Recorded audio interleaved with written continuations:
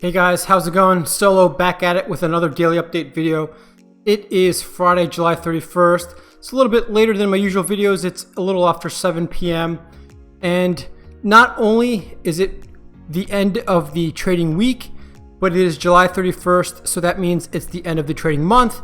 So that means it's time for my monthly update video to see how my trades went overall for the whole month, how much I'm up, more importantly, what percent am I up on my overall portfolio, and how I am looking annually if I can keep up this performance.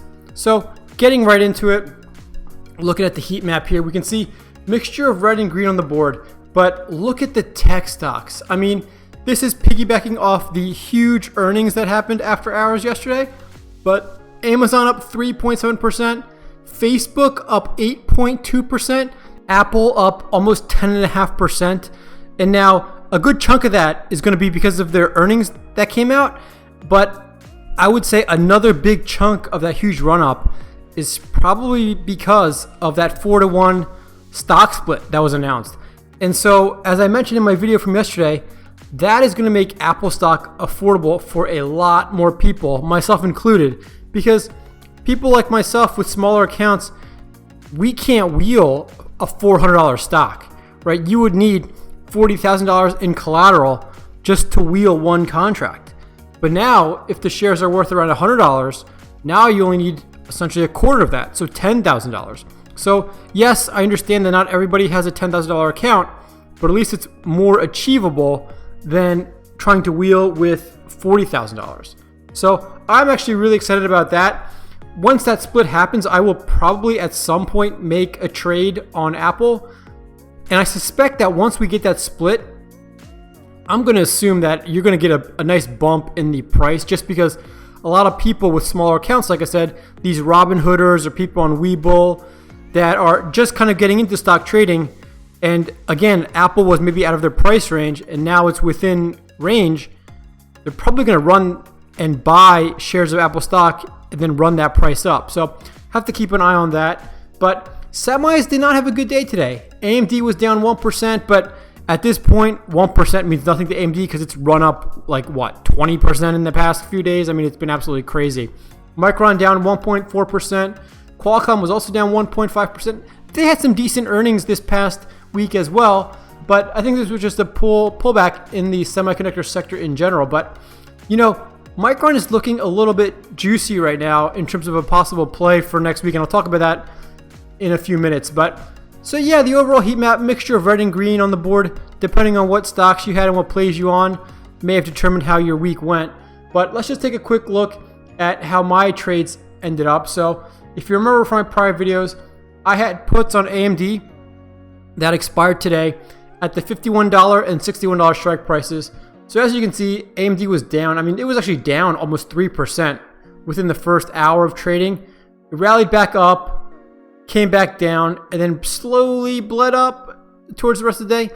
And this is kind of how the whole market was actually. It was a kangaroo day in the market again this morning, and then it kind of settled down around noontime. But so as you can see, clearly AMD closed at $77 and some change. So both my 51 and 61 strike puts expired worthless. So I'm happy about that. I don't think I'm going to play AMD next week because, I mean, the share price is just so inflated right now that in order to play AMD, I would probably have to get into like a high or like a mid to low 70 strike price in order to collect my 0.4% return on risk that I like. I mean, so let's just see at the $72 strike price, it would be $42 in premium. So let's just do $42 divided by $7,200 in collateral. So that will be about 0.6%. So I might be able to get in at, let's say, the 70 strike. So $25 in premium for $7,000 in collateral. That's going to be just under 0.4%. So probably looking at the 71 strike if I choose to play it, which in all honesty is not bad. I mean, it is about $6.5 away from the current stock price. So decent buffer there. Does have a roughly 89% chance of profit, so it's not looking too bad. My only concern is that if AMD does decide to pull back, which personally I think it has to at some point just because it's shot up like a rocket the past few days, I really don't want to get assigned shares of AMD at $71. I think that's a little bit too rich right now for AMD. I think at this point, I would like to get assigned AMD in the mid to low 60s. I think that would be a bargain price and kind of a good price, so that if you did get assigned shares, you could still wheel it by selling covered calls on it profitably. But I think getting assigned in the 70s is a little bit too rich, personally. Again, not financial advice, but that's just my opinion on how I think AMD is going to trade in the next coming days and weeks. So my other puts that were on this week were on Virgin Galactic or Space, and this was a little iffy again today, but it seemed doable because I have strikes that expired today at the $21 and $20.50 strike prices. And so Space, just like the rest of the market, kind of bled off early in the morning, except Space never rallied. It just kind of traded flat after about noontime, which was fine by me. And I was watching this kind of with one eye on the stock graph all day long because my strike price was 21, right? So we were in the 22s, low 22s. We got as low. We didn't ever actually break 22 because I said in my mind that, okay, if we get into the 21s, I may want to just close it out for profit because both of my options were at this point over 95% profitable. So I could have just closed it out even if it did dip to 21-ish, like 21 some change, for a profit and just not have to stress about it for the rest of the day. But once I saw we were trading flat for the rest of the day in the low 22s, I just had to let it ride, and it looks like that was a smart decision. I was able to capture max profit because it ended up closing at 22.47. So yet again, going into next week, I am 100% cash in terms of my $25,000 stock market challenge. So the moment you guys, I'm sure, have all been waiting for is, how am I doing ever since I started the challenge a few months ago? So let's take a look at the Excel sheet that I've been keeping track of. So these are all of my options plays for this month. I mean, as you can see, these first two Disney plays were on the 29th, and that's just because how the months fell. But these options were expiring on the 2nd of July, so I included them in this month's tally because I did not include them in last month's. So as you can see, most of these, except for one, were cash secured put trades. This Disney play was that, if you remember from my videos from just about a month ago, this naked call that I sold that really stressed me out, and I told myself I'm never going to do that again. It did end up working out in my favor, but the amount of stress and anxiety it caused me just wasn't worth the premiums that I collected. But as you can see what my return on risk were for every single trade. They ranged from about 0.2% return on risk to as high as basically 2.6% return on risk. And that was my AMD play that I sold some puts on at the 51 strike. So overall, my total monthly profit was $458. So that means that I started the month on June 1st with $27,547.56 in my portfolio. And now if I do this live and I add these two together, that means that my portfolio value as of today, July 31st, is now $28,005.56.